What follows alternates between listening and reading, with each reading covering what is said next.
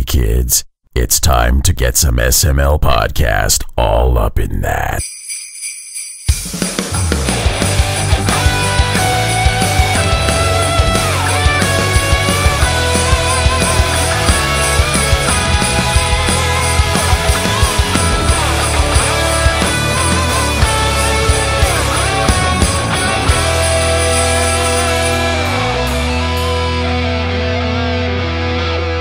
What's up, everyone? This is the SML Podcast. I am your host, Joe. Another laid-back review-style episode going on, and we're kicking things off with Chris Taylor. Chris, how are you doing?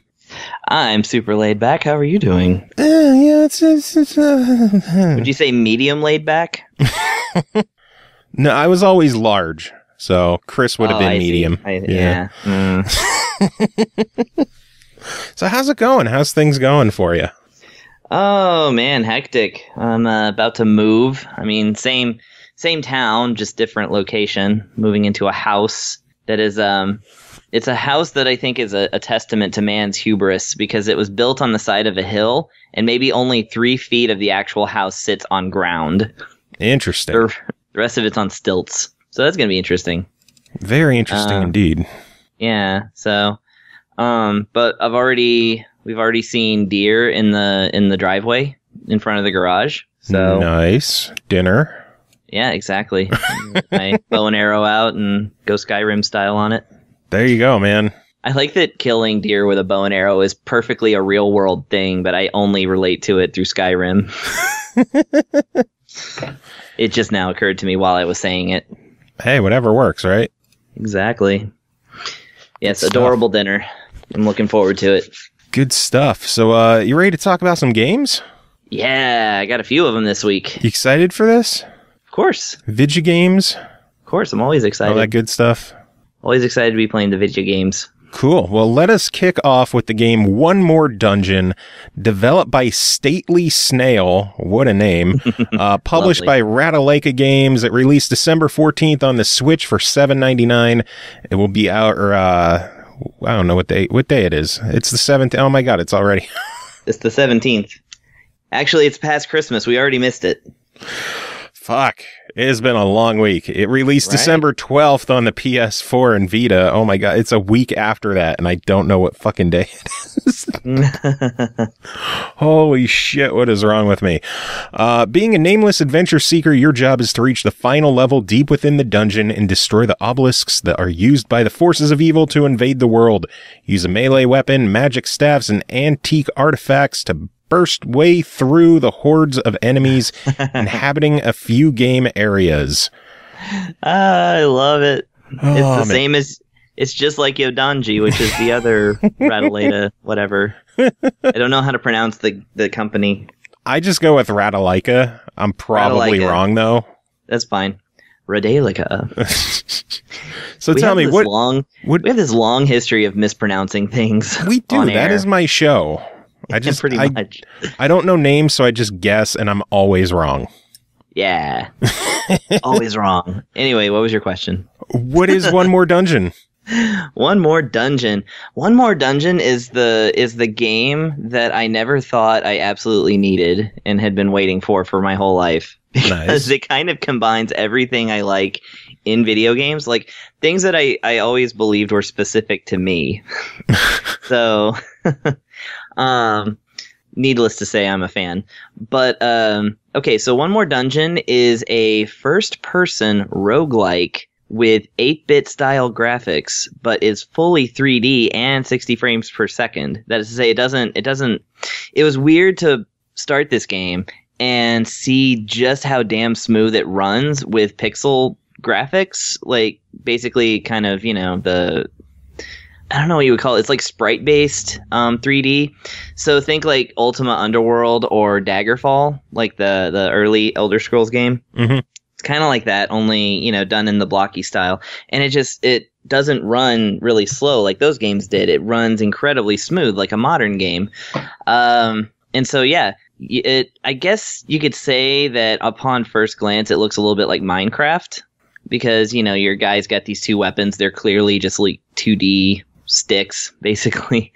And in this game, your in your right hand is always a melee weapon, and there's a few different types. And in your left hand, there's usually a magic wand. I haven't seen any other kind of projectile weapons, and there's several different types there. Basically, you start the game. You set your, what do they call them? Mutators? Something like that. Basically, mutators. I think it is. Let me look. I'll start a game. I can't remember specific I can't remember proper nouns ever. I used to think it was names, but it turns out it's everything. But they're basically in-game modifiers. So you can start off with, let's say, double your pool of magic, which is what your melee weapon uses for ammunition. Mm-hmm. Yeah, they are called mutators.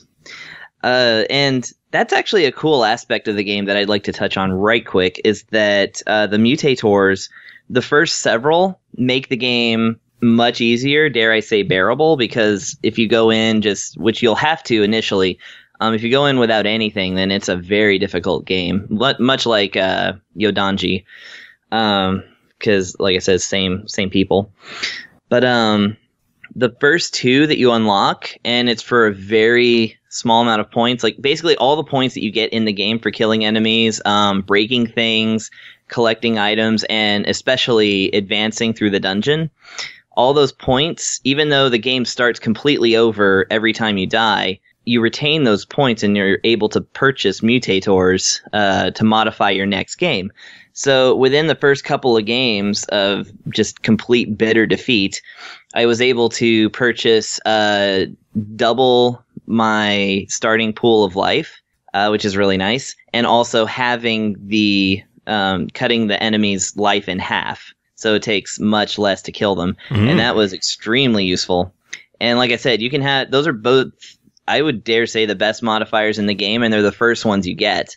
As you get up into the several thousands, it's all stuff to make the game more challenging, because obviously you would have played the game a lot by then, and you're looking for more of a challenge. And it's crazy stuff too. And I'll, just to mention, like the last one, which I think is 15,000 in-game points, some incredible thing like that. It makes you lose a point of damage for every 30 seconds you're playing, just permanently. Oh wow. Yeah. And since you can only choose 2 mutators to go into any game with, so if you use the curse, like your other mutator would either have to be the doubling your pool of life thing, or you're just gonna have 4 minutes to find something to heal yourself with. Oh god. Because you start the game with like 8 points. So needless to say, this game is a little challenging. They give you a real, like I said, with the easier, literally the mutator called It Was Easy is the one that halves the enemy's lives. You can make a fair bit of progress. I got down to level 3 consistently, and which is kind of nice because that's where the scenery and the music changes. So it looks like this game like has constant scenery changes, and the music is becomes different. And I actually also noticed that there's depending on, because of obviously the game is randomly / procedurally generated. Occasionally you'll find a bonus stage where you go into this nightmare hell, and if you can get through a certain like kind of sort of like a fast action puzzle, like just dodging projectiles and things like that, then you can end up like with a nice sort of sequence breaking item, like something way more powerful than what you normally have. And like I said, so your melee weapon is something for one, it's infinite use. So it's going to be kind of your primary weapon, because this is sort of a survival style game because of the roguelike aspect of it. And it starts off with like a little knife, which you just kind of tap at the enemy and it does 1 damage. And, for the first level or so, that's all right until you get to the boss. And then you can upgrade it to a spear, which is really slow, but gives you a really good amount of distance, or a sword, which is my favorite, which is just a balance between the two. And occasionally you'll find a magic augmented weapon, which does more damage but drains your pool of magic, which your magic is divided into green, blue, red, and blue, fire, ice, and acid for whatever reason. Interesting. all the great elements of the earth. And yeah, your magic staff is going to correspond to any one of those three. So if you have a fire staff, it uses 2 fire points every time it shoots. And then, you just pick up more red stuff along the way. There's also a handy thing that converts your useless items. Like if you wind up with 2 fire staves, which you obviously can't equip both, you can throw the 1 fire staff into this pit that basically turns it into red points. So that's really cool. It's cool that the game considered that. But and then you can like occasionally upgrade to things like a double fire staff, which shoots 2 fireballs. Like a acid shock staff, which actually just throws out this stream of acid bubbles, like just constantly, but in a short range, and all kinds of fun items to be picked up in this game. But yeah, like the main thing going for it, besides, because it basically does play like a roguelike, this game is meant to be started over constantly. But what I do like about it is that you really do get the hang of it, and you get the sense of sort of making more progress every time, and eventually you'll become the kind of badass that can make it to the final level and destroy the obelisks and whatever. So cool. So I know you played it on PS4 and on the Switch. How do the 2 versions stack up?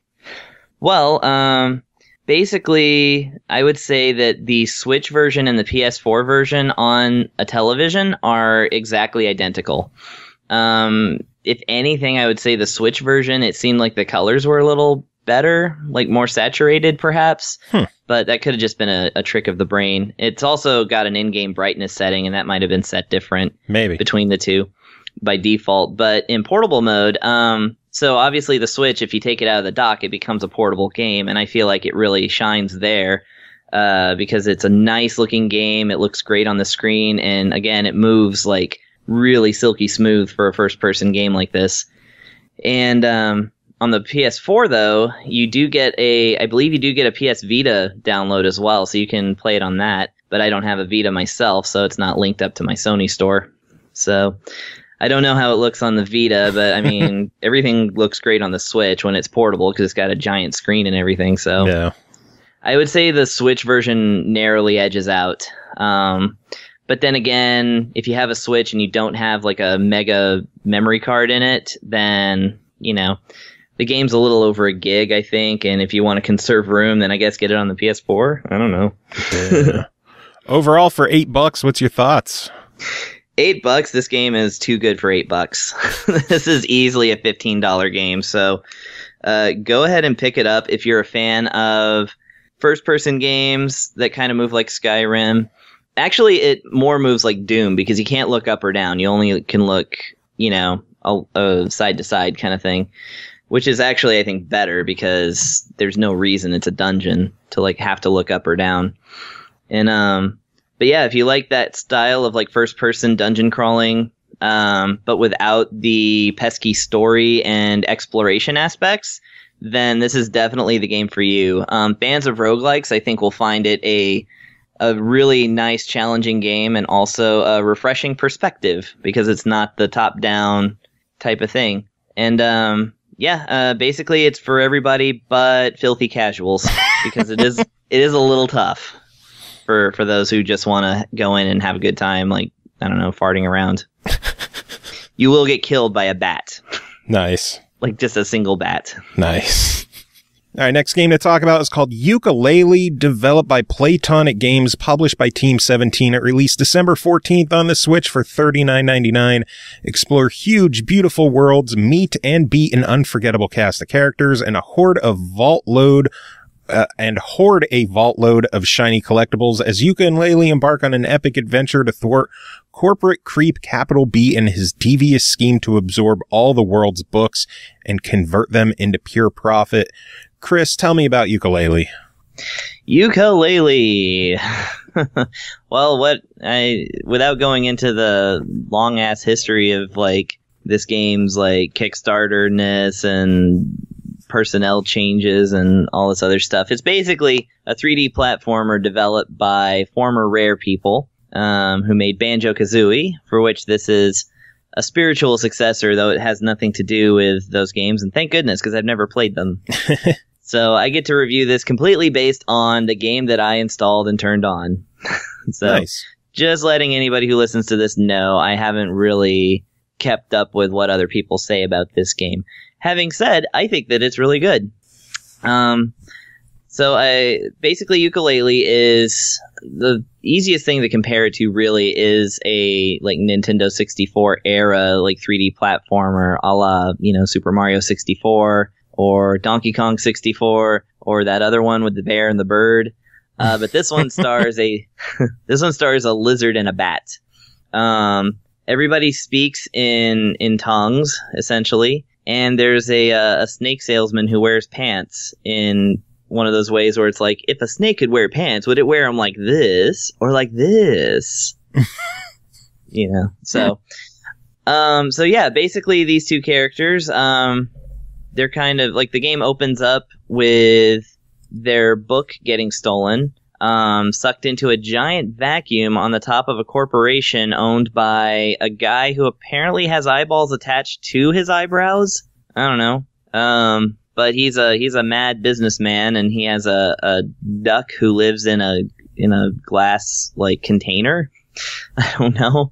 Dr. Quack, I guess is his name. Nice. And yeah, like from the get-go, you can see that this game is trying its very best to be like over the top and quirky and things like that. And the humor in it actually is really, really well done. I think it does little references to like different 90s sort of gaming tropes, including like a direct reference to Nintendo 64, which is great. I think one of the inventions is called like something that starts with an N and then 64, different things like that.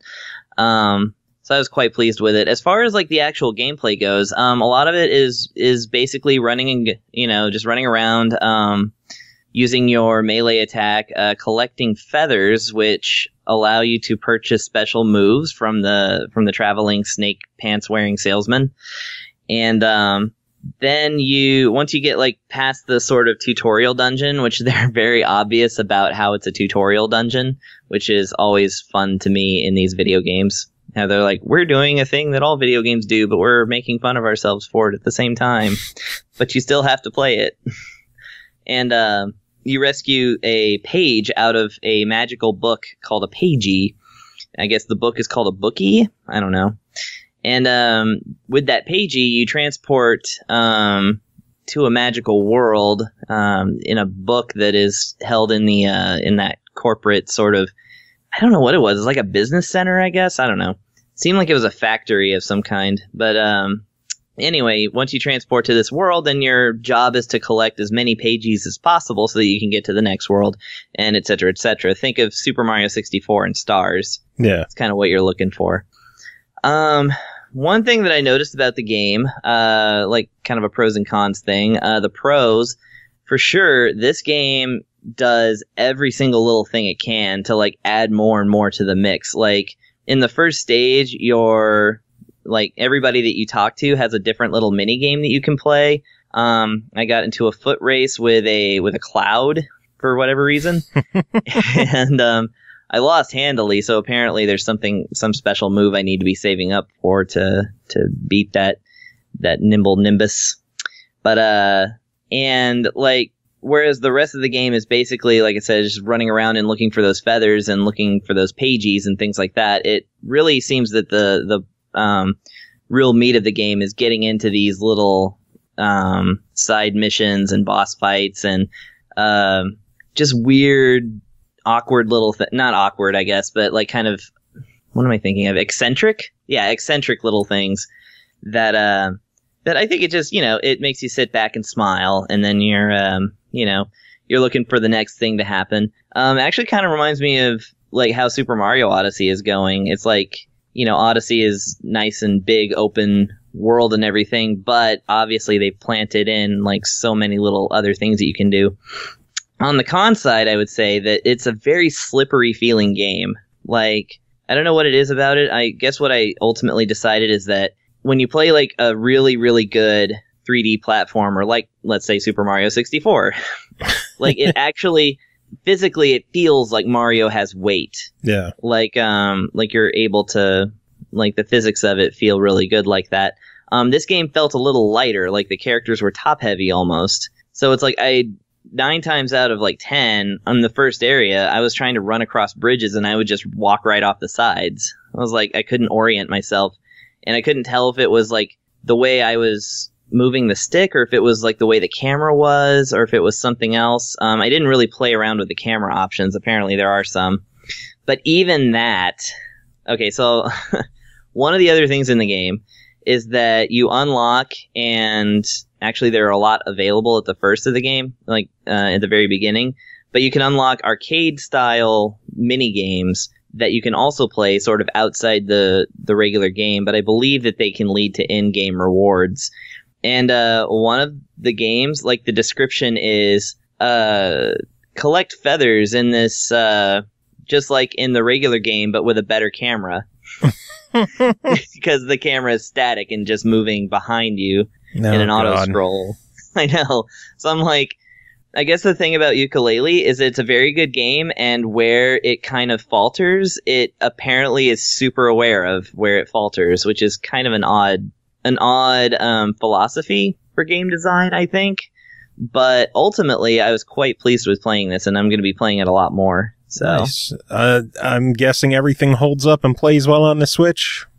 Yes. The only thing I can say about it is, again, I'm finding myself in the market for one of those giant memory cards.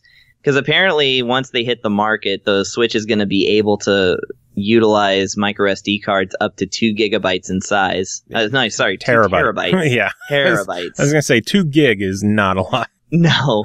And I was going to say, with the system's onboard 32 gigs of memory, this game takes up 5.4 gigs. Oh, wow. So if you're downloading this one, make sure that you have the space for it, because I ultimately had to push back the last couple of months of games I reviewed. Had to push them off to the side in order to fit this one on there. Oh, so man. It's one of the chunkier Wii titles, and I don't think it has a physical release yet, right, on the Switch? I think it's supposed to be next year, early next year sometime, I think.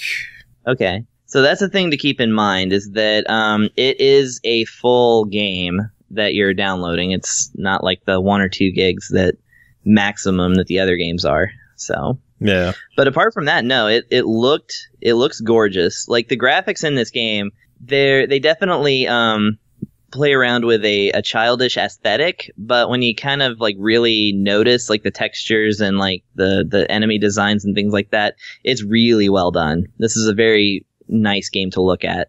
Nice. And the music is excellent too, and it's by one of the classic guys. They've got Grant Kirkhope and David Wise on this one.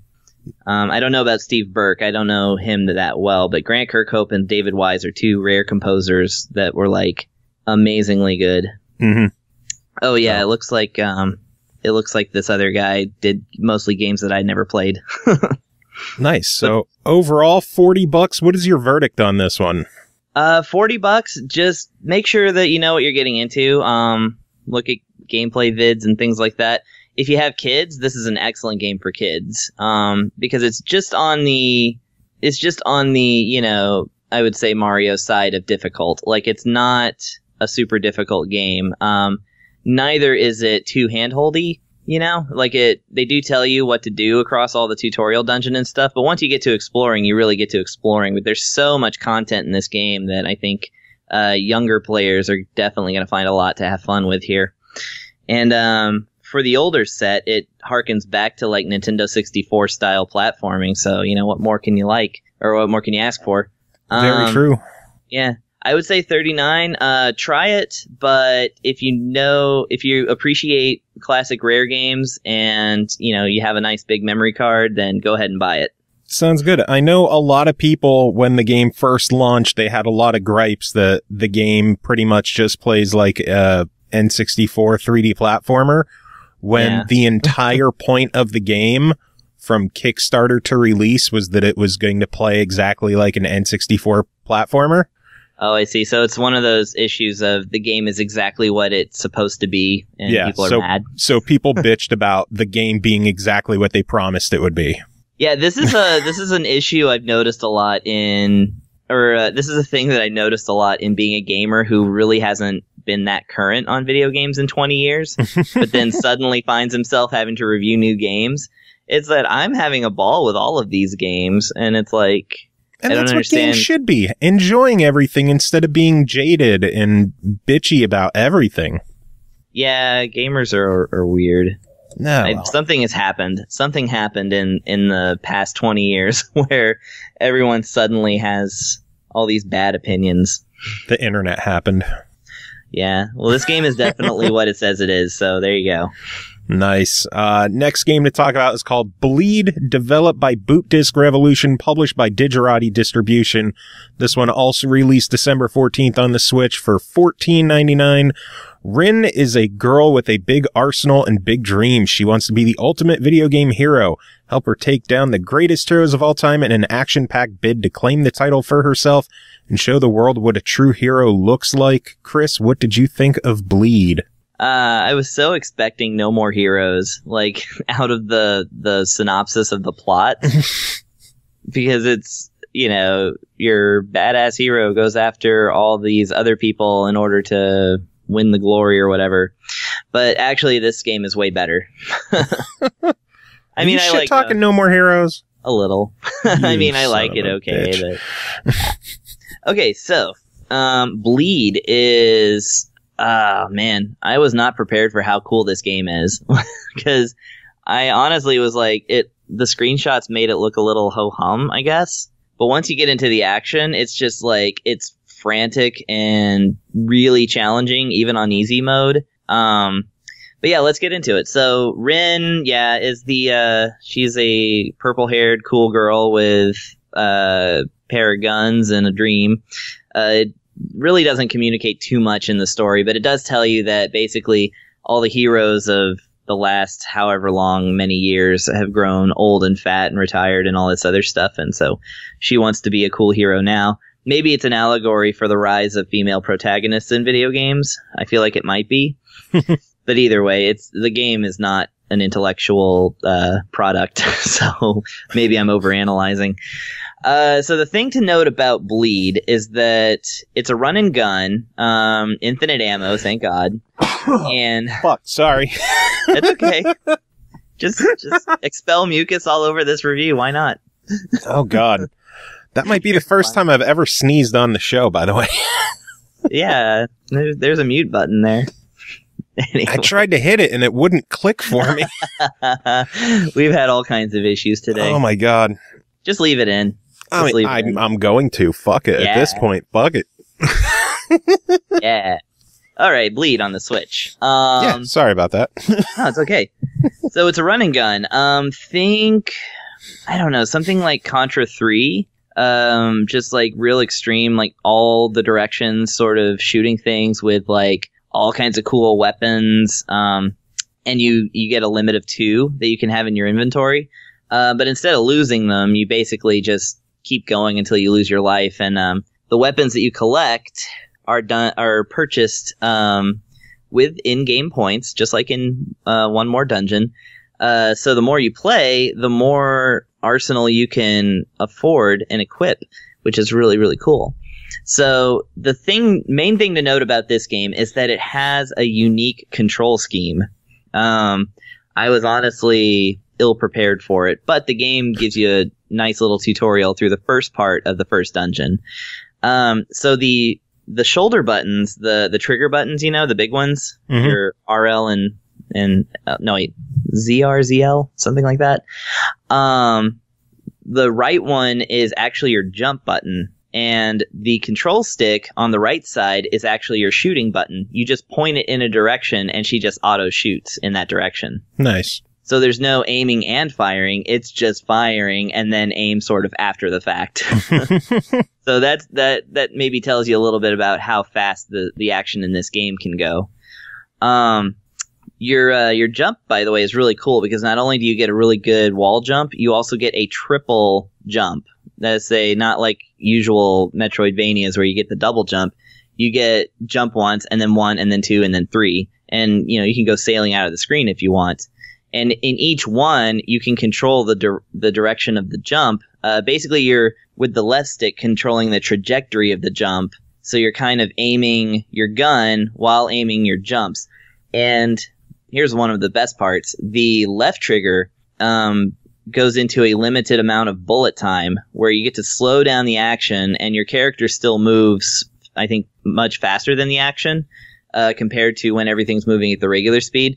So there's a hail of bullets coming at you. You can slow it down to bullet time, triple jump across the bullets, and be firing at the enemy this entire time. Nice. So yeah, you get to pull off moves like that, like even in the first level. So that makes me really excited for what's in the late game. Having said, that's where the challenge comes in, is because you really have to be acrobatic and you have to be on top of your aiming and shooting game in order to, make a lot of headway in this one. And the boss fights are really big and epic. The first boss is a blob, I guess, which is the sixth greatest hero in the world. All right. And so you have to shoot this blob that eventually splits into, different little blobs and things like that. And it has all these like moves and things like that you have to dodge very creatively, because the enemies do a whole lot of damage to your character. Fortunately, once you get into the groove of like beating these levels over and over again, to gain more gamer points, you can purchase more health points, and so you can eventually become quite the tank. But by that time, you're probably going to be good enough to really fly. But yeah, things like just such a checklist of cool things in this game. You start off with the rocket launcher, and it is infinite ammo again. It's just slower than the double pistols. The first mini boss that you fight, not even the proper boss in the fight, is a helicopter. Nice. Shooting like missiles at you like constantly. Reminded me a lot of the first stage of Journey to Silius. And yeah, just like all the things that you can buy. Like you can buy a shotgun, which is super powerful, but the bullets don't even reach the end of the screen. So it kind of gives you a little more of a melee style thing that you can do. And it's really wide range too. So it's a nice like spread weapon. And again, I was really impressed with the way this game played. Like it did not look like it was going to be this cool to play. Having said, the look of the game probably could be a little bit better. The first stage is a rainy, dark, like opulent mansion is literally what it's called. And I was just like, man, this could look better. It looks like, it looks like it basically is a poster board for I am an indie game, like for the backgrounds, Yeah. But, that's probably just because a lot of the platformers I've been playing lately have had such creative looking things. But having said, that doesn't detract from anything. That's literally just like the smallest complaint one can ever make about something. And then the second stage has you down in a cave, and it's the same story, But like I said, the enemies look good. The action looks good. The hero looks good. The sound is great. The soundtrack is really killer. It's kind of an 8-bit, whooshy, bassy chiptune affair. And I really quite was enamored by it. And so that was enough to win me over for sure. Nice. So $15 on the Switch. What do you think? $15. Yeah. I think this one could be a classic. It definitely hits all the right notes. I think that like future games from this developer are going to be like really awesome. So they should definitely be supported at this venture. And yeah, this is the kind of game that I think people are going to play and try to be the best at. Like it's definitely, it has a lot of room for, trying to be the best one at it. And like I said, it took me a while to beat the first level on normal mode. And then there's 2 difficulties above that, and they're all worth more and more points. So that's even better. So yeah. Great. You get a lot of good stuff in this game for $15. So I say buy it. Nice. I also recommend that you check out the AGDQ or just GDQ in general speedruns for both Bleed and Bleed 2. Oh, nice. I didn't know there was a Bleed 2. Yeah. Bleed 2 is actually hitting, I think, Xbox, probably PS4 early next year. And then I'm sure Switch will be sometime behind as well. Oh, yeah. Yeah, it figures that like all these awesome games that are coming out on the Switch have been like, tried and tested on all the other systems. Yeah, so you Switch is getting like the best versions because they're all out and patched and updated. And I know. I like every single game I've played on the Switch so far. I've just been like, what is this? This is awesome. Oh, man. Anyway, last game that you're here to talk about is called Super Hydorah, developed by Locomalito and Grisor87, published by Abylight, released December 13th on PS4 and Vita for $19.99. An evil force has launched an invasion over the Omios star? Omios? Oh, one of them. We already went over the pronunciation stuff earlier in the show. Yeah, really. Only you, the most skilled and deadly pilot in the galaxy, can face the dreadful menace of the Meroptians. Again, words. Biomechanical creatures set in a ruthless war of conquest. Equip your ship, select a route, and fight planet by planet against the hordes of Meroptians. Chris, what'd you think of Super Hydorah? I think that description of it is every bit as like unpronounceable to us American folk as Cursed Castilla, which is the last game from Abylight that I reviewed. Okay, so Super Hydorah is one of the most hyped games for me for 2017 because through my music club on Facebook, I know one of the Abylight people. I think he's the artist and programmer.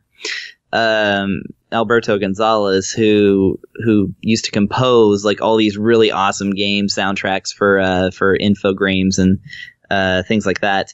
So I have a little bit of a personal stake in this, and I did request this game specifically, and just like Cursed Castilla, which I played and loved.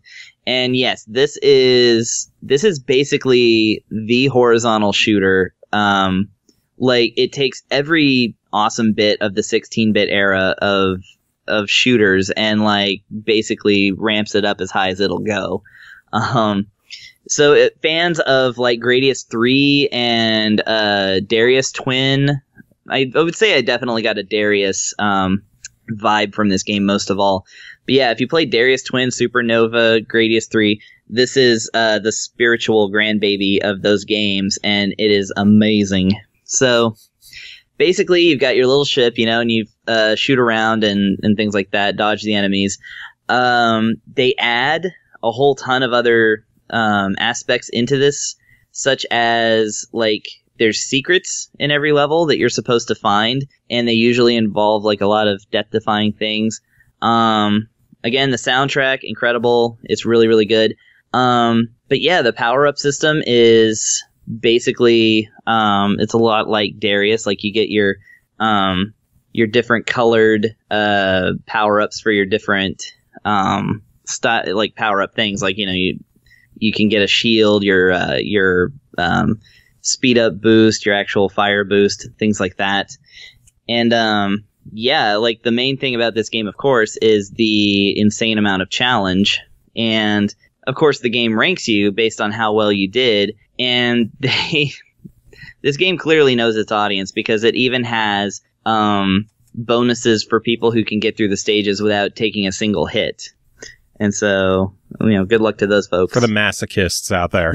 Yeah, for the masochists. Other cool things about this game versus like a 16-bit game is that it has voice acting. And everyone has an accent that makes me think that it's probably the developers, because I think they're based in Spain. But yeah, basically this is like if you were looking for a classic scrolling shooter on the PS4, which honestly I was kind of surprised that they're a little rare on that system. But yeah, like this is essentially about as good as you can get, I'd say. Nice. So $20, your official verdict? Well, obviously, $20, I would normally be like, well, I don't know, because, it's a game, blah, blah, blah. No. Go ahead and get it. If you're a shmup fan, this is like the game to get. Like I said, it's super fun. And for somebody like me who's obsessed with like Gradius and Darius, all throughout the 16-bit era, this is the game that will bring you home. Awesome. Plus, you're biased as hell. I am so biased on this game. I just really, really wanted to play it. No, but for real, it met every expectation I had about it. Like, I wouldn't care if it wasn't a good game. Nice. Well, Chris, thank you as always for coming on and chatting about these games. Do you have any final thoughts to sum everything up? No, I don't know. I'm just thinking of Super Hydorah now. I'm like Googling screenshots of the game from parts I haven't gotten to yet. And I'm like, ooh, that looks nice. Yeah, I don't know. Go don your ugly Mario Christmas sweaters and your really awesome ones and enjoy the holidays. All right, moving on. Next game to talk about is called Ultimate Chicken Horse, developed and published by clever Endeavour Games. Released December 15th on Xbox One for $14.99, previously available on PS4 and Steam. Planned for a Switch release as well, not sure when. Ever wish you were a wall-jumping, arrow-dodging, trap-setting horse, besting your animal pals in a race through the peril-laden obstacle course that you all built together? Wish granted. Our good friend Royal Sefton's checking this one out. Royal, how are you doing? Good. So, first question off the bat, which animal did you prefer? Oh, well, I played as the chicken. That's because I got a football helmet for him. Nice. So, yeah, so it didn't help at all because he'd get hit with an arrow or something and he'd still die. So the football helmet was mostly decorative. But, yeah. The goggles, they do nothing. My kids had... Yes, I know. The goggles do nothing. My kids jumped in and played the game, and they had very particular interest in picking their animals first. So it was either the chicken or the sheep. So I went with the chicken. Nice. But we unlocked a couple more. We ended up with a chameleon. The chameleon's awesome. I ended up unlocking all of the animals myself. I enjoyed the squirrel the most. I seem to go back to the squirrel a lot, although I did like the elephant as well. I'm not sure if you got the elephant yet. I heard about the elephant because that was like part of the newest update. So, was it? Yeah, because I already had the PC version. I didn't get much of a chance to play it, but I was reading through the notes and I saw, they just added an elephant. Sweet. Nice. Do they have a moose? Did you find a moose in there? No. They need to do a moose so you can have moose and squirrel. They do. They really do. But anyway, for the people who don't know what Ultimate Chicken Horse is, what is this game? We should probably get to that first, huh? Yeah, it might be helpful. Okay, Ultimate Chicken Horse. It's a couch game, but you can play it online too. And you have these different backdrops. You have like a farm or rooftops in a city skyline or this old windmill or a pyramid on what looks like a miniature golf course. And you have to get from point A to point B. You got the start box where you and your other animal frenemies are going to start, and then you got this goal at the other end, this red flag. You have to find a way to it. And usually it's an impossible journey the way that the level is laid out. Like you'll have a grain thresher in the farm, and if you try to make that jump, you'll get chewed up by the grain thresher. Or if you try to leap between the two buildings and rooftops, you'll obviously plunge to your death. Usually making a sound kind of like the horse that I tried very poorly to imitate earlier.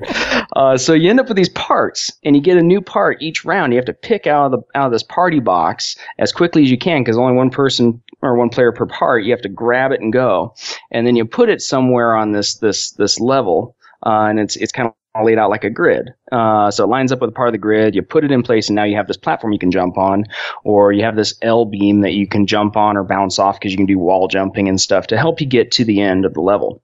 But it gets interesting because they start adding traps, like crossbows that shoot arrows at you, or looks like it's like a pitching machine, or there's a paper airplane machine. You can ride the paper airplanes for a while, but they crumple easily. Just all kinds of fun things to sort of change it up and hopefully lay a trap for whoever else you're competing against to get to that goal. Buzzsaws and wrecking balls and hockey puck shooting machines. Yes, the hockey puck. And that thing is fast, too. I fucking love the hockey puck thing, too. Every time I see that, I get it, and I put it right near the exit, and it fucks everyone up. You bastard. Including myself. I want to put that out there. I fuck myself over just as much as everybody else. Yeah.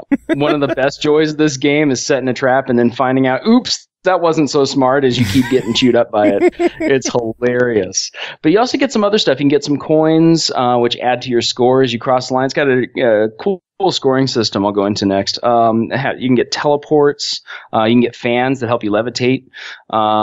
Platforms, but they have propellers on them, and if you touch the wrong side of it, and that is you jump into the propeller, you will die.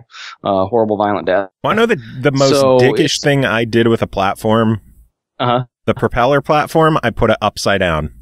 Yes, I did that to my kids. That pissed them off bad.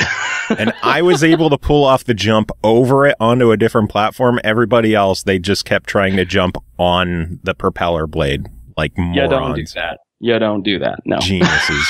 Geniuses. Yeah, no, it's a kick. It's an absolute kick. So when you get to the flag, that's not the end of the game because you got to keep getting these parts. So you do multiple rounds. And at the end of every round, it does a score tally. Now, you might get no points if everybody crosses the line. It's too easy. You gotta shake it up a bit. If everybody gets to the goal, nobody wins. If nobody gets to the goal, nobody wins. But then you do get a scoring system based on when you hit that flag. You get points for crossing. You get points for being first. You get bonus points if you're the only one to cross. You get points for every time one of your traps takes down one of your opponents.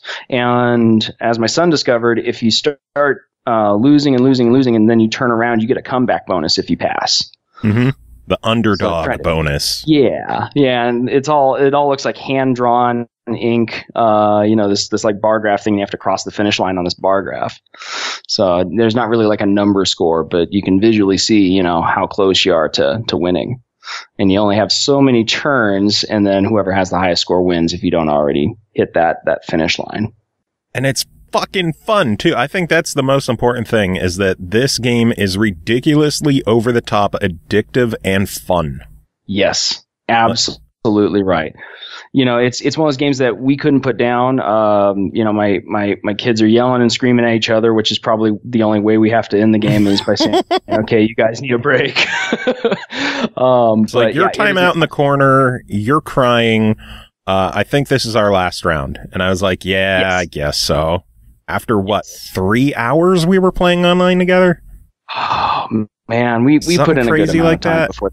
Because we want to test out the online play. The game, we need to stress, this is either local party game or online party game. There is 0 single player content in this. That is correct. We have to make sure we stress that. 0 single player. Yes. The closest thing to that is that there is a free play mode. So you can change modes in the game. There's a challenge mode. There's the party mode, which is what we played mostly. There's creative mode, and there's free play mode. In creative mode, you get to pick which part you want anytime. Whenever you have a new round, instead of getting the party box, you only have an assortment of a few different things to choose from. You have the entire trove of things to choose from, but only one part per round. Now, free play, you can theoretically do a single player game, although I don't know why you'd want to, in free play mode, where you create your own obstacle course from start to finish using an infinite number of parts. So it's kind of like building your own level, which actually there is that too. And in that you can actually do that single player, but then there's nothing to do. Basically, except to maybe practice your wall jumps, practice dodging certain traps, try out traps, things like that. So yeah, otherwise it is very much a party game, whether you do it online or you do it, with in meat space. Meat space, yes. And then as even cooler, meat space.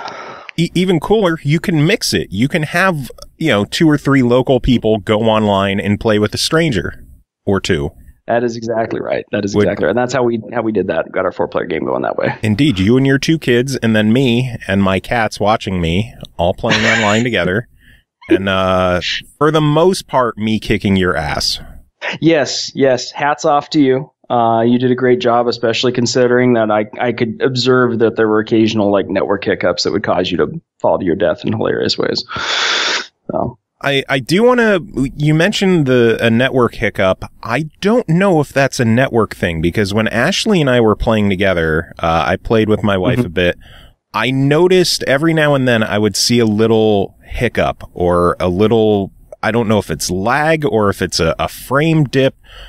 I don't think it could be a frame rate thing because of, it's not a very intensive game, but you would just see things hesitate for a nanosecond, but it would be enough to throw you off.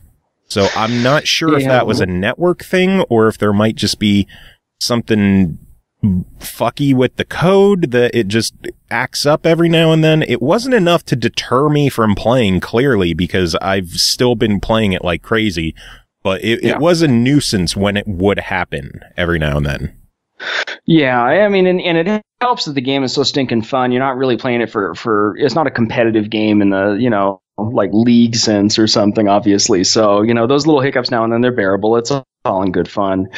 But that's interesting to note. I didn't know if maybe it was just the circumstances of my own network messing with me. Like I was even streaming a movie later that night, and it got interrupted in the middle of it, and it was streaming off of a server in house here. So I don't know what was going on. I thought maybe that could be related. But if you're seeing the same problems I'm seeing, who knows? Maybe there's going to be like a netcode patch for it later. What I do know is it didn't really impede us from having fun. It was just one of those things that came up occasionally. It was something that leveled the playing field, I guess. Sure, yeah, it let me win a couple times. Thank you. You bastard. I know achievement level or achievement whores out there are going to wonder about the achievements in the game. This is going to be a very long completion, a long, grindy completion. There's achievements in the game like place 1,000 traps. Mm-hmm. Play 100 games online, play 50 games online, unlock all the outfits, all the stages, get hit with hockey pucks and arrows separately 100 times each, kill people with traps 100 times. Like, there's a lot of grindy achievements, which in most games would possibly be a problem. But in this game, because it is so goddamn fun and addictive, it's just going to come through natural play, I think. Absolutely right. Yeah, it's just gonna flow. You can't get enough of this game. It's so awesome. So overall, I gotta know, for the $15 asking price, what is your thoughts on Chicken Horse? Oh, for $15, man, it's a fucking steal. Seriously. The only way you wouldn't want to spend $15 on this game is if you have no friends and nobody to play with, because the free play mode and single player obviously is no way to play the game. Yeah. But if you've got folks you want to play with on the couch, or even if you just want to pick up a game with random folks you don't know, dude, so much fun. $15 is a bargain. It's a definite buy it. Agree. It is an absolute blast. Multiplayer online games like this, we usually do have the whole, you might want to try it if you don't have any friends to play with. But because of, this is one of the few games that I was playing online with random people. And I don't do that anymore because there's just, horrible people in the world. But I want to keep playing more Ultimate Chicken Horse. And the best way to do that is to play online with random people. And definitely fuck them all up.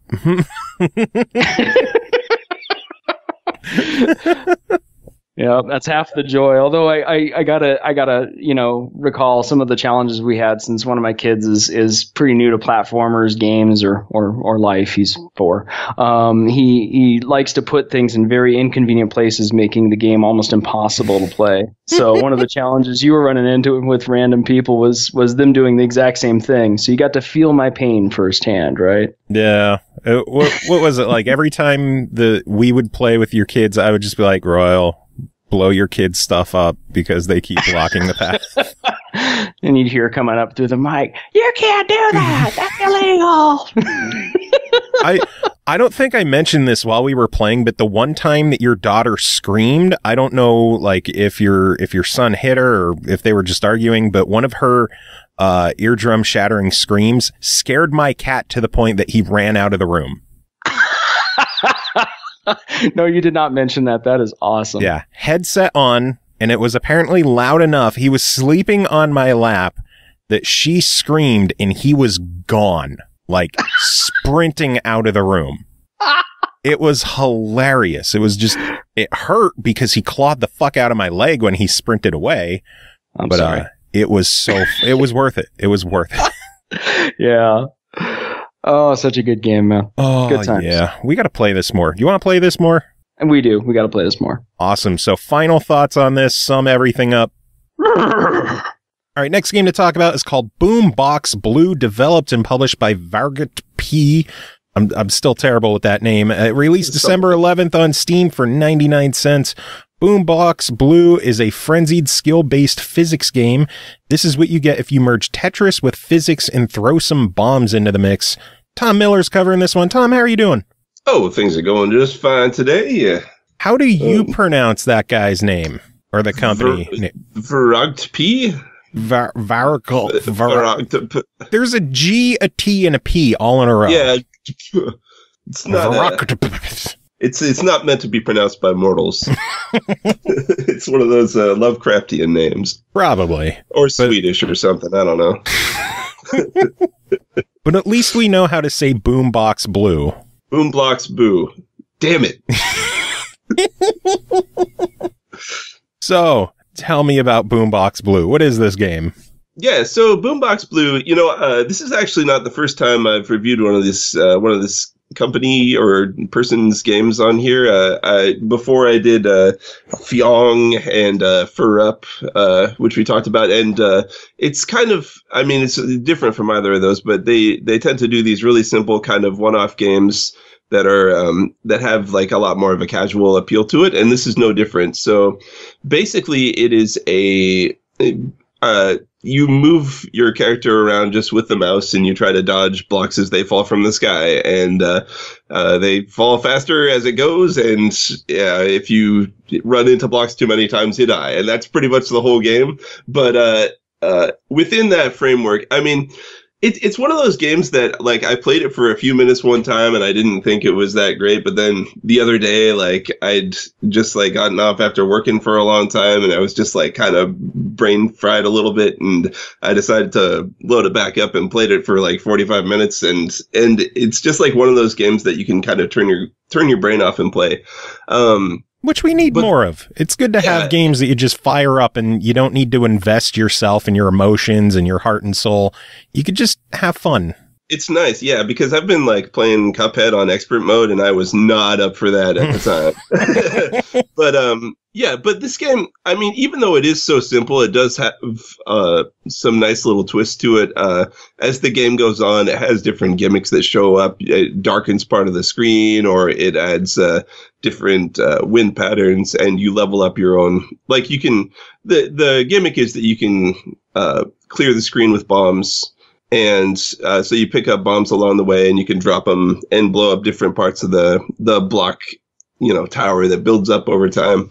And it introduces new types, like some of them are different shapes, or they bounce around the screen. And I don't know. It's all really simple, but it's just it's a nice, relaxing game. I really do.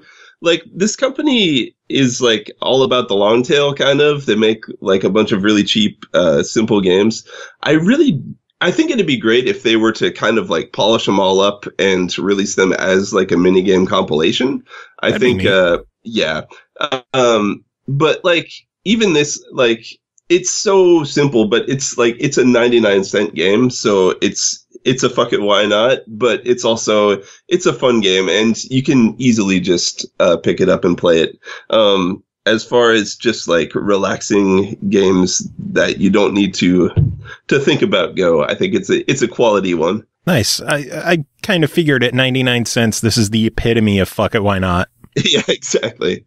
And I know Plantera, one of the other games that the guy did a couple of years ago, just got a Switch release, which we'll be talking about in a couple of minutes on the show when Pernell drops by.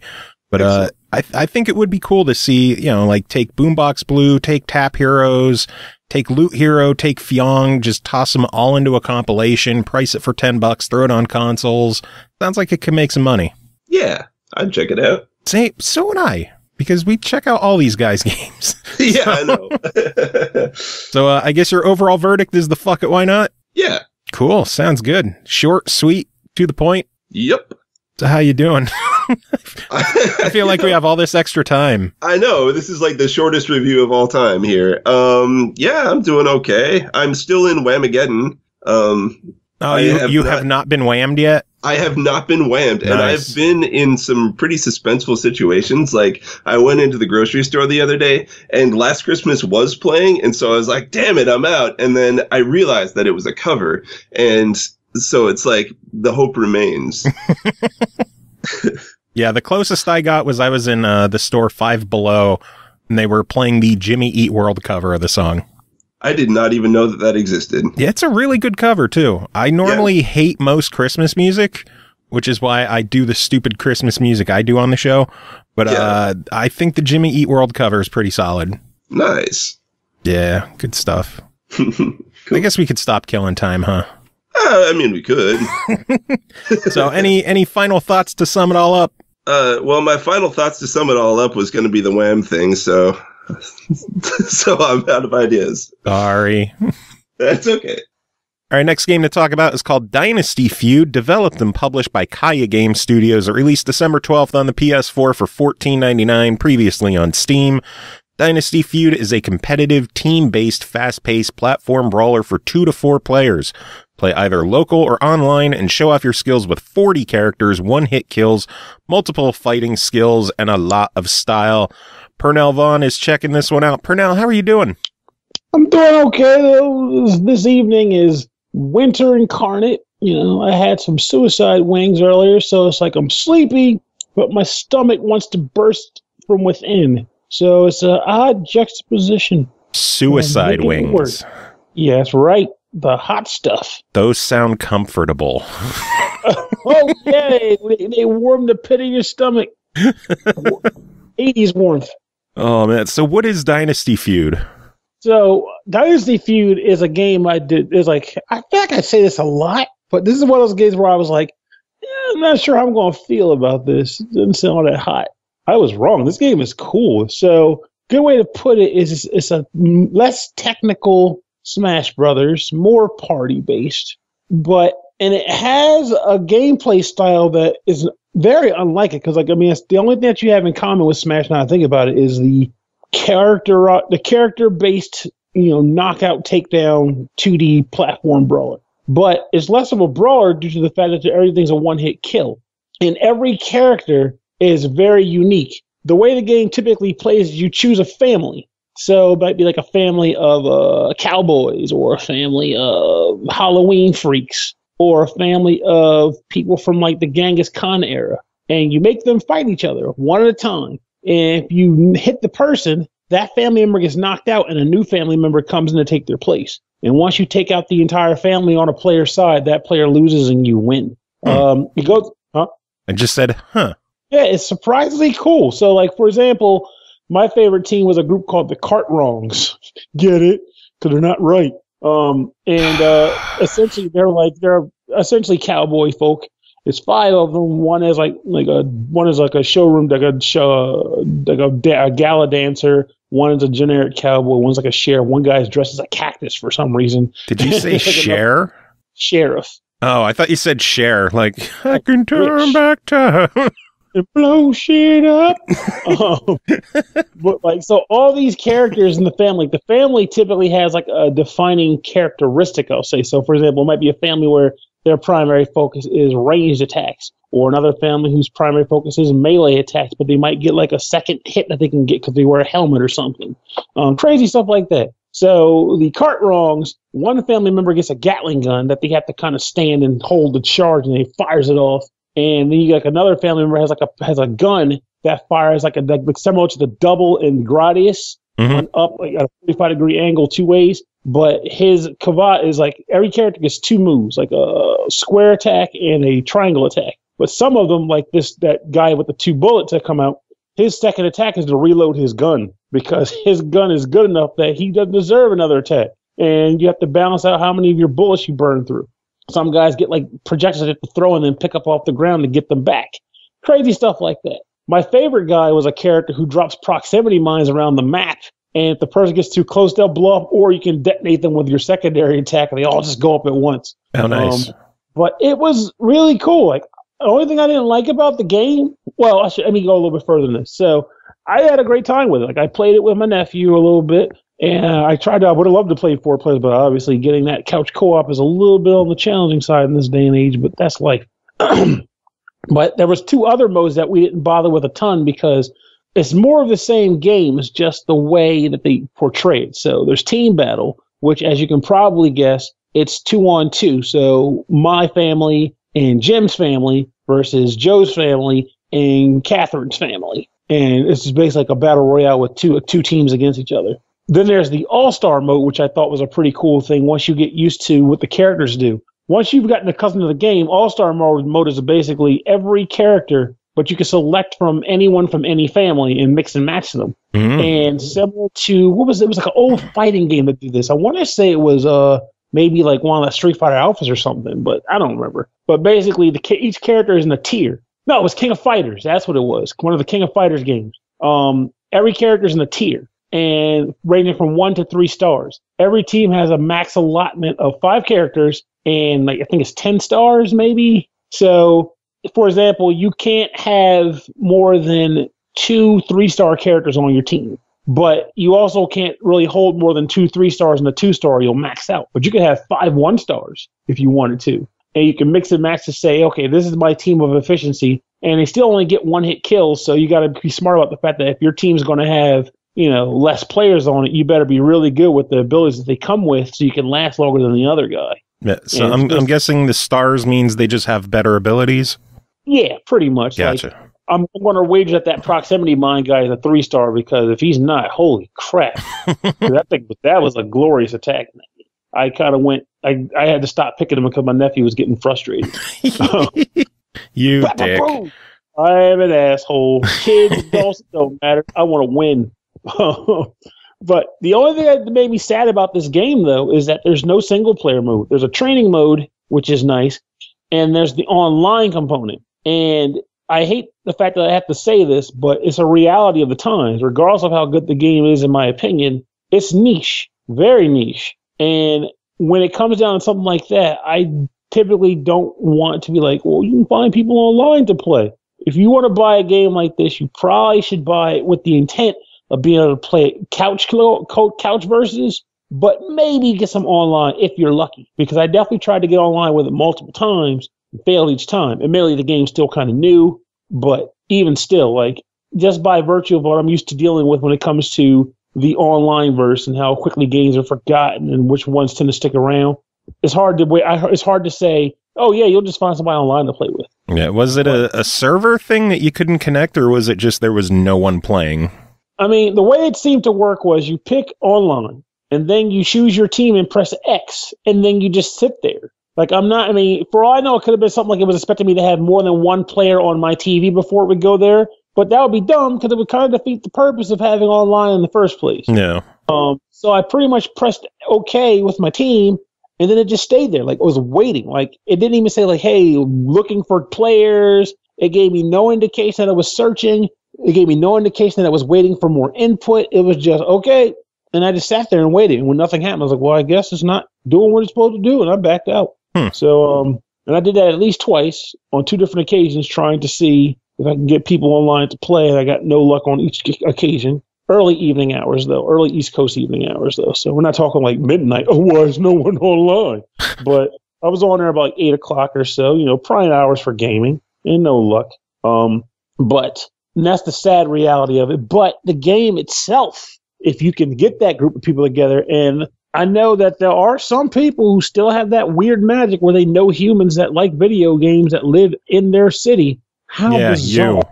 You kidding me? I got to drive out of state for all my gaming friends. Shit. I have my YouTube buddy on show. He's out of state. I drive to see his ass. Like, locally, nobody wants to play video games. It's like, well, we want to play cornhole. Cornhole's fun. I'm like, no. Oh, God. I got a friend who bought a Switch in 4 games. I'm like, okay, cool. He'll play Splatoon and stuff with me. His ass is still playing Diablo 3. Like, what the fuck are you doing? He's got a brand new system with 4 games. You're playing the same game you've been playing since 2012 when that game came out? Like, I don't even get the appeal. But that's another story. That's another topic. But the point is, getting local people to play games is really freaking hard. But if you are one of those lucky people who can get that party going, here in even better on a regular basis, this game, I know you gotta do the line, so you should probably start the lineup. You, like Joe. Me? What did I do? The usual, the soul for da-da-da-da, do you want it? The line. Oh, man. Okay, then. $15. What are your thoughts on it? There we go. If you have couch co-oping buddies who like to come by every once in a while and get their game on with you, in my opinion, you really can't go wrong with this game. It's simple, but it's got a little bit of depth in the form of mastering the characters. And I feel as though this is a game that'd be good for picking up for like 20-minute bouts or something with each other and then putting it down and coming back later. But so glad I didn't mute my phone there.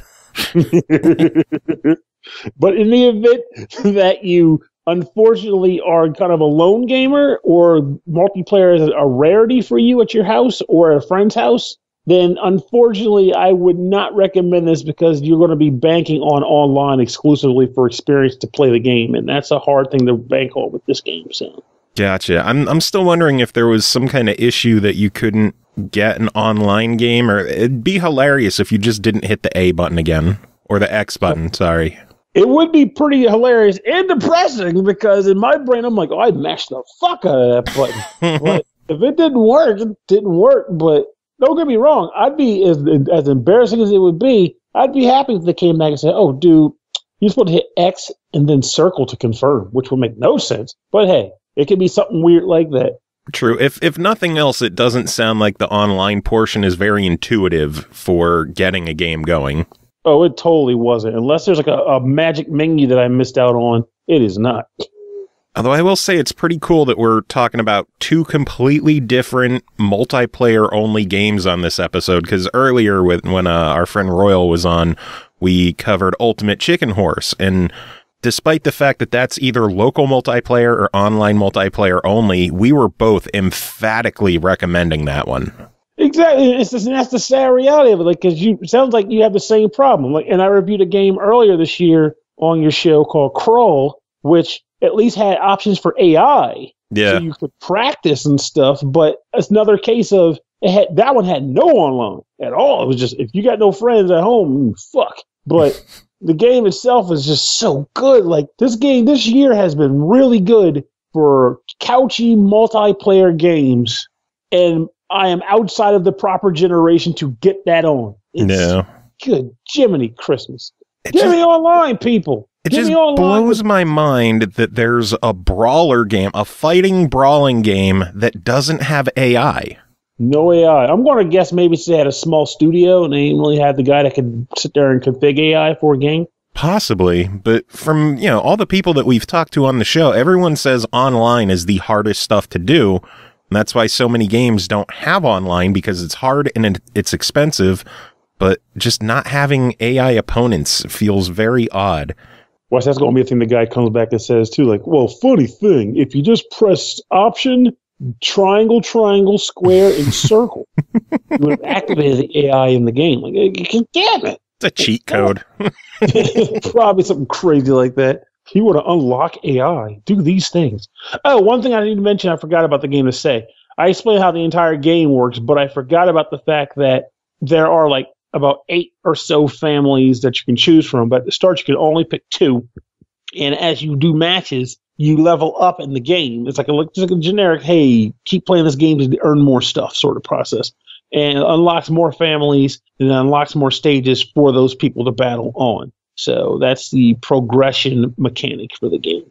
Gotcha. Well, hopefully they end up bringing the game to other platforms, because I think I was telling you earlier this week, it's on Steam and PS4, and those are the 2 systems I don't care about.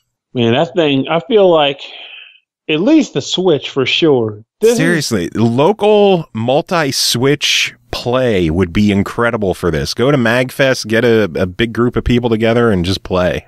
And when it's a game like this where also the button requirement is minor, that means you can do a Joy-Con split instead of having a bunch of four like full set controllers. Kind of like how Bomberman works. I don't know how easy that would be to program though. It's not to really program. I'm guessing that's all part of the system's design. Like once you tap into it, the system handles setting people up on multiple Joy-Cons. All you gotta do is give it allow it to do so. I don't know. I'm dumb, so I don't know. Yeah, ain't too much further off. I'm just guessing. Talking about Switch stuff, the next game to talk about is called Plantera Deluxe, developed by VaragtP, I think. We went over this earlier. I don't know how the fuck to say that name. How elegant. I don't know how to say that name, and we keep covering the games, and I don't know how to. Published by Ratalaika Games, released December 7th on the Switch for $4.99.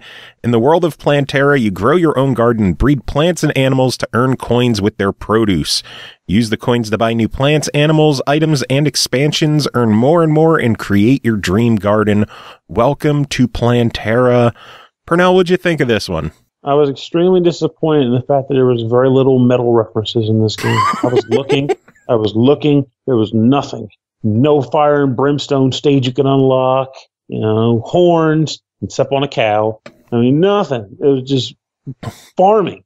Just bountiful farming. God, Jesus. But, what do I think of the game? I'm so glad that when I covered it on Steam, me and Chris weren't the only ones making, like, Pantera references in hopes that it's like a vulgar display of farming or something like that. Led the pigs to slaughter. But not really slaughter. They just dug up boots. It was nice. Instead of cowboys from hell, it's literally just cows. Just a cow. From a very nice place. So what did you think of Plantera Deluxe? It's hard to say. You've known me for a while, so you know I have likes, dislikes, and confused likes. Or confused dislikes, I'll say. For example, like I would say I don't like monetization in games in the sense that I don't like that endless hamster wheel of collect. But at the same time, I am very susceptible to collect. So it's a problem. This game doesn't make you buy stuff with your real money, so thank heavens for that shit. But it does kind of have this endless cycle effect where you start out with nothing. You have a barren field, some little blue dude with a sack, and some butterflies. And your goal is to pick up butterflies because for some reason butterflies are worth money. And then you take that money and you buy some carrots. And you plant the carrots into the ground. Your little man runs over, plucks the carrots, sacks them, gives you money. And if you feel as though your little sack man needs help, you can click on the screen and collect the carrots yourself and assist him. Get more money. Now you can plant radishes or a plant with tomatoes on it or a tree with oranges. What are these worth? You guessed it, money. You take those things, you take the money, put it in your bank, and what do you get? Pigs and dogs and meat and shit. There's no meat in the game because this game is about happiness. But basically, the goofy way I'm explaining this game is that it's an endless cycle effect where you start out with nothing, you accrue money by harvesting what's available, and then taking that money to purchase more things that will allow you to harvest more things for more money. The categories that you can produce in are, I guess I would say, like garden growth, so like vegetation, like carrots and cabbage, stuff like that. Then there's bushes, which they have things like I said, tomatoes and bell peppers, things that would grow from a stalk. Then there are, I guess, trees. And trees would have fruit on them, mostly like cherries and oranges and pears. And then there are animals. Animals produce things in the sense of, like, say, a pig. I don't know why they did this, but pigs dig things up. A pig can find a boot. It can find a gold rock. It can find a pebble. And it can find an old shoe. Well, maybe it's something that they're like trying to dig for truffles, but they're finding boots instead. I think you're right. That's what it is. Now it makes more sense. Because I was like, why is this pig digging up boots? and he'll make like an oink sound when he does. And you can get like a sheep that will find, shed wool, and that's worth money. And then the last category is kind of like side items, like a scarecrow to scare away magpies. Did I say magpies and scare? Yeah. Because the thing I forgot to mention is that as you produce things like fruit and vegetables and whatever, there are annoyances that will show up in the game. So if you plant carrots, rabbits will start showing up and trying to eat your carrots. You might get groundhogs that will pop up. And I don't know if they actually do anything bad, because I usually stop them in time, but I usually bop them in the head. And of course, they give you money. If you have sheep and pigs, you'll draw foxes and wolves respectively. And you can tap on them with your controller or touchscreen to shake them off and make them go away. But you can also say, buy a dog, and the dog will watch out over the sheep. So if the dog crosses paths with the fox or the wolf, it'll scare them off. You can get a scarecrow that will scare magpies away from certain areas of the garden. And then there's like a little few other things like manure, which will multiply how much everything's worth. And honestly, as it may sound, I pretty much explain the entire game. I think the one thing I may have missed is that as you grow things and plant things, you get money. You get experience points, which when you level up, you unlock more vegetation or more of that weird item or animal category. And once you max out all the things you earn, which is around like level 19 or so, you just start getting stars on top of the things you've already unlocked, which makes them worth more money. So you can just keep doing it forever, never, ever, and ever, and goddamn ever. Like, that is literally the game. There are 3 soundtracks to it, like 3 tunes that can loop. You can't choose between them during the game, so once you pick one, you're kind of stuck with it for the entire time you play.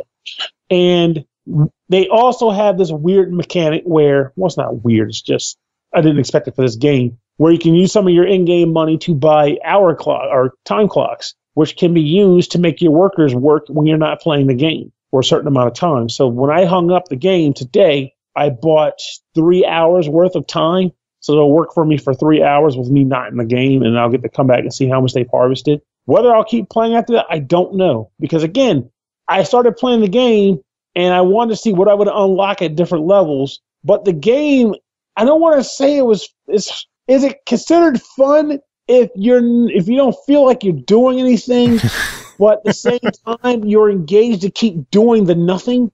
Well, let's not forget, this is pretty much like one of those idle clicker style games where there's not supposed to be a point. It's just supposed to be kind of like a kill a couple of minutes and relax kind of thing. It's, And I think you're right about that for sure. Like, it accomplishes that hook, line, and sinker. And in fact, that's probably the best way to describe the games that I have this hiccup for, and why it's something I can definitely still review. It's just, I can't help it. The personal opinion has to creep in. It's like, it's just there. Why do I keep doing this? Why would I shut it off? You want to know why I was eating dinner late? That's why I was eating dinner late. Playing that goddamn game till like 9:30. I was like, I gotta stop and eat, but I gotta plant more trees so I can get more birds that I can smack out of the sky. Oh, look, a pig! He found the boot. That's worth some money. Gotta save up for that manure. Why? It's like, get more money. The cycle just repeats. But yeah, I mean, the game originally started as a $3 Steam game. So, I mean, the fact that it's now $5, it's a deluxe edition, which the deluxe version features the Christmas mode. It has a bigger garden, and it has the horse. The horse is only in deluxe. Oh, really? Yeah. Well, that's nice because the horse is pretty adorable. See, so it's not supposed to be like a massive action RPG, or it's supposed to be just a time killer. So for $5, what do you think of this one? Stop. Honestly, if it is your cup of tea to get, if you're in need or want of a game that is kind of just meant to be kind of relaxing, and you're just again, like you're planning to harvest, to get money, to wash, rinse, repeat, and the potential for failure is not, I think it's pretty much non-existent. I don't think you can fail at this game. It's just a relaxation effort. And if you were if that's what you're in the market for, like I would say, if you're in the Animal Crossing bubble, that's a good way to put it. If you're in the Animal Crossing bubble, but you want something a little lighter than that, where you don't have to be at a specific time of day, for example, then this game is a thing worth buying. It's $5. You'll get your fill out of it. You'll harvest 1 million coins, and you'll have 32 pastures that you've grown, and you might want more. In which case, hey, it never stops, so you can keep going. So I would say it's a good game for people in the Animal Crossing, or I just kind of want to relax and play a game that doesn't tax me. Around. So this kind of sounds like a fuck it, why not?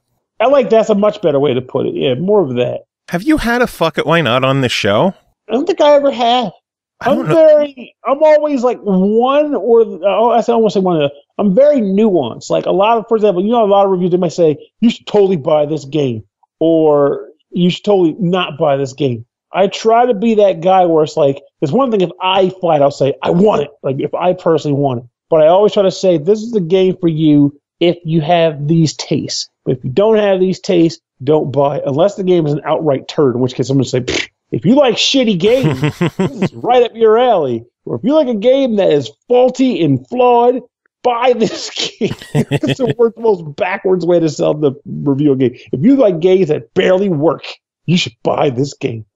But that's my thing is like, even with a game like this where I'm like, it's not really my wheelhouse, I can see the value in it. And what it set out to do, I think it did its job well. Like, it's a game that I'm not going to sit there and say they decided they wanted to make a game that relaxed you and didn't tax you. And I played it, and I wasn't relaxed, and I wasn't taxed. Fuck this game. They did a terrible job. They did exactly what they said they were going to do, sons of bitches.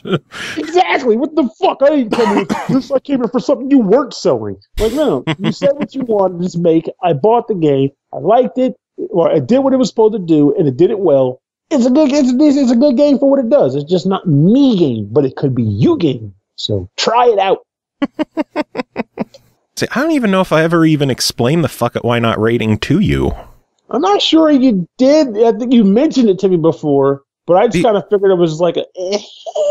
It's something that's reserved for cheaper games that would normally get a try it, but it's cheap enough that fuck it, why not? Oh, I got you. I can see that working then, where it's like, yeah, it's $5. What's going to happen? It's $5. Fuck it, just get it. If you play it for 30 minutes, you got your money's worth. Yeah, you know? And you get a horse. You get the horse in the deluxe version for $5, so fuck it. You won't get the horse in 30 minutes, but I can guarantee you, if you start the game up, you're going to play it for at least 30 minutes. That's a given. Like, you got to work for that horse. They don't just give that shit out free. They give it out free after a couple hours.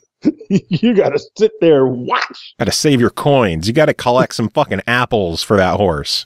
Pro tip, though. Don't slouch on getting that manure, because you'll waste a lot of time if you don't. Nice. Anyway, one more game to talk about tonight, and that is called Teslagrad, developed and published by Rain Games. This one released December 7th on the Switch for $14.99. A journey begins, a treacherous tower. Unravel its mysteries. Discover the secrets kept in the long-abandoned Tesla Tower. Magnetism and other electromagnetic powers will help you explore a non-linear world of beautiful hand-drawn environments in a steampunk-inspired vision of old Europe. Pernell, what did you think of Teslagrad? I think I'm happy that the press release description explained just as little as the game does. So the game is you are a man drops a kid off at an orphanage. Some seasons go by, and then the kid's running out of the house because people in like Gestapo suits are chasing him down the street. And he runs into this church, or I guess it's more of a chapel, and he finds a glove. That glove has the power of magnetism, and it allows him to manipulate polarities in an awesome way. So Teslagrad is a puzzle platformer, and the goal is to, as Joe mentioned earlier, ascend a tower. For some reason, they kind of explain a story of sorts by way of collectible images, but you kind of have to get through the entire game and then piece them together to try to make sense like what they're trying to convey. But the actual experience of playing the game is you get this glove, which is the first item you get, and when you press one button, it allows you to punch with one polarity, and then the other button manipulates another polarity. And when you punch something that can be affected by it, it magnetizes the object, which, as you can probably wager by playing with magnets in grade school, different polarities result in, different polarities attract, similar polarities pull away from each other. And you will be manipulating the hell out of that throughout this adventure. Eventually you'll start getting weird items, which I don't want to go too much into because I know some people hate spoilers in their games, but you will eventually get different items that will allow you to manipulate magnetism in different ways within the environment or the character himself. And there's not much in the form of enemy opposition, though there are bosses you do start to fight. But enemies in the game proper, I feel like it's less about monsters attacking you, and it's just more about, hey, here's a bunch of obstacles. Get around them, and then suddenly, holy crap, a big monster, you got to fight him, you got to beat him. But I don't want to say it's an easy game. It's not hard, but I will say that if you are seasoned with puzzle platformers, it won't tax you too much, but if you're the type of person that typically avoids these, you will be stumped, because this is one of those types of games where I don't think you work with this type of gameplay too often. Super Magnetic Neo did it years ago on the Dreamcast. That is probably the last time I have seen a game work with this game concept before. It was that long ago. So I'm trying to think how to explain elsewise. The only collectibles in the game, aside from the actual power-up items, are the aforementioned cards that I brought up earlier. Each card, when you collect it, displays a section of, I guess, the story. You collect them out of order, so you'll kind of see things take place in an odd order of ways, and then when you get it done, you're like, oh crap, what a nice storybook. You'll also come across, I guess it's like scrolls. The scrolls themselves are more so meant to be the mapped sections of the game, so when you find one, it'll just display more of the map of the world you're in. So that's really the game that I can think of. I'm trying to think of what other stuff might be worth explaining, because there's not a lot to explain about Telegrade. Just that it's a great I've game. pretty much always called it like a combat-free Metroidvania where everything is done in puzzles. Yeah, I like that phrasing. And that's very much what it is, because it's definitely Metroidvania. You'll get new abilities which will allow you to access new areas within the castle. Every once in a blue moon, you will come across a character that you don't necessarily interact with, but will try to interact with you, I'll say more specifically. But you don't want to deal with that guy. He's a dick. But it's pretty much what you just said there, that descriptive of it. So because there's no enemies in the game aside from bosses. There's a few like monstery things, but to my recollection, though, I also never let them really hit me. None of them can hurt you. You just use them to solve more puzzles. So, but Yeah. I honestly think the game is a great time. I'm just a big fan of playing with magnets. So playing with them digitally. Fucking magnets, how do they work? How do they work? Shit. Like Wizard did it. But I mean, I enjoy playing. I like the idea of messing with magnetism. I like the idea of it doing it in a way that's not anormal for a game. There are power-ups in this game that I felt would have been awesome in like games like Zelda, for example. I think a Zelda game would do well with some of these abilities. But how much does it sell for on this system? It's a $15 game. So for $15, what do you think? I think this game is legit hot. If you want a puzzle platformer, you should buy this game. Especially the fact because it's on the Switch, and I like being able to play it in handheld mode. It's just a good, relaxing. There's a relaxing time, damn it. You relax. You don't have to worry about monsters beating you up, but at the same time, you work your brain a little to resolve mental conflict. I don't know, man. Some of those collectibles are the furthest thing from relaxation that I could think. There's some tough shit in there. If you're going for all the collectibles and all the story, you're gonna work your brain. That is true. There's no walk in the park. But the thing to bring up, to mention right off the top, is that this is one of those games where they designed it where you can't get everything when you first see it. So sometimes you may come across an item. Don't overdo it. If you can't reach it, just leave it and come back because you're probably missing something. But all in all, though, yeah, you'll have a good time with this piece. Solid product. And part of me thinks that the Switch might be one of the better platforms for this game because the Switch doesn't have any kind of achievement system to it. I know a lot of people are scared to start the game on PlayStation or on Xbox because all of the achievements, except for like I think one or two in the game, are tied specifically to the collectibles. For me, that's almost like a blessing, though, because I like getting collectibles, so I'm like, I'll do that. But a lot of people are scared because, like, if they start the game and they're not good at getting the collectibles, oh my god, I can't get a completion on this. Yeah, we gotta admit, though, if someone's truly feeling that way with the access to the internet, I don't know what to tell them. Like, this game, like, obviously you want to try to get everything you can without help, but if you're, like, beating the games like, crap, I want to get this, I need my platinum trophy or whatever.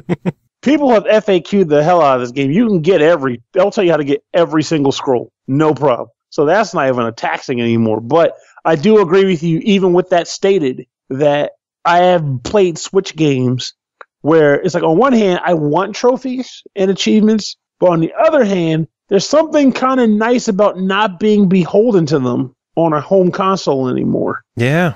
Because that's one thing I like about 3DS more so 3DS because Vita has trophies, but 3DS is like that. It's an escape from trophies and achievements. I just play games, and if I accomplish it because I damn well want to, not because there's a bauble in the corner telling me it's worth an arbitrary score. So, yeah, as much as I love achievements, I love collecting them. I love, I'm creeping up on 400,000 for my achievement score. Great googa mugga. Well, it's been, 10, 11 years since I've had my first 360? Yeah, that's true. It's been around for a long time. And, you know, there was a stretch of time where I was like, oh, I need to get all the achievements. I need to get as many as I can. I got to get them all. I need my achievement scores.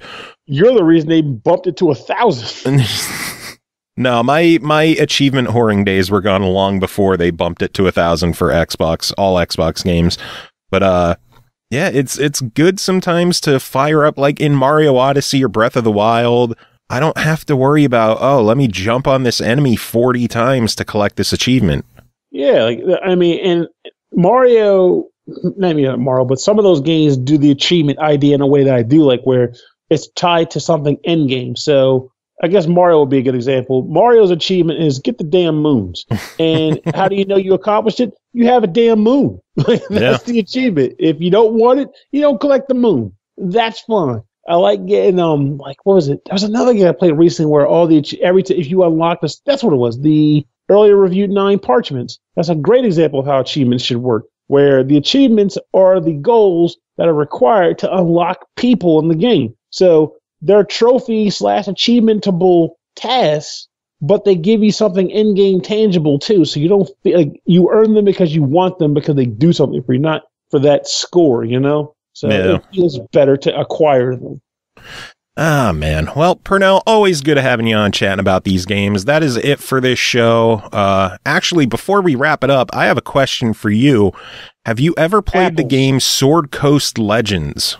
I've never even heard of a place called the Sword Coast, let alone have any legends about it. Well, it is a top-down action hack-and-slash RPG, Dungeons & Dragons, called Sword Coast Legends. Want to let our listeners know, because we reviewed it quite a while back, the game is being delisted at the end of the month. Oh, wow. On which Xbox? On everything. What systems is it on? It is on Xbox, PS4, and Steam, I believe. It's called Legends of the Sword Coast? It is called Sword Coast Legends. It released on console, I think, last summer sometime. I think they had maybe a 2-year license for the D&D license, and that is running up at the end of the month. To help people out, the game is actually on sale for 60% off on, I believe, every platform right now. I know right now on Xbox One, you could get the game for $4. Oh, wow.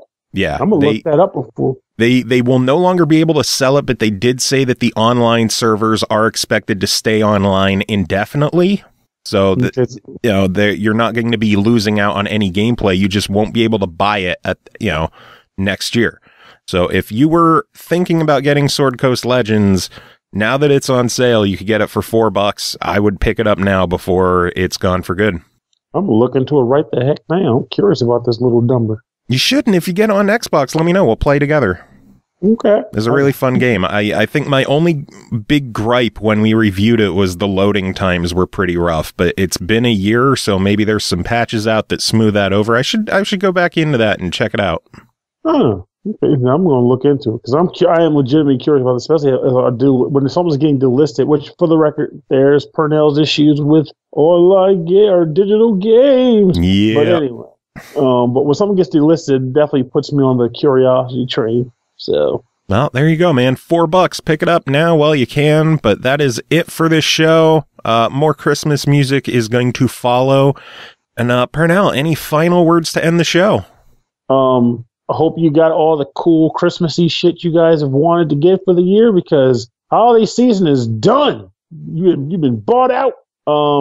But hopefully you guys have a great holiday weekend. Assuming this episode should come out before the Christmas weekend, so hope you have a great holiday weekend. Tuesday when it comes out, so there's still like a week until Christmas. There we go. Yeah, have a happy holiday. Tip top tet. Crazy Kwanzaa, to quote Mr. Krusty the Clown. But I hope you have a good holiday season. I hope you got all the things you wanted and you were able to get things that you wanted to get for other people who are seeking it. So sounds good. Pernell, Merry Christmas. And a Merry Christmas to you as well, good sir. Ho, ho, ho.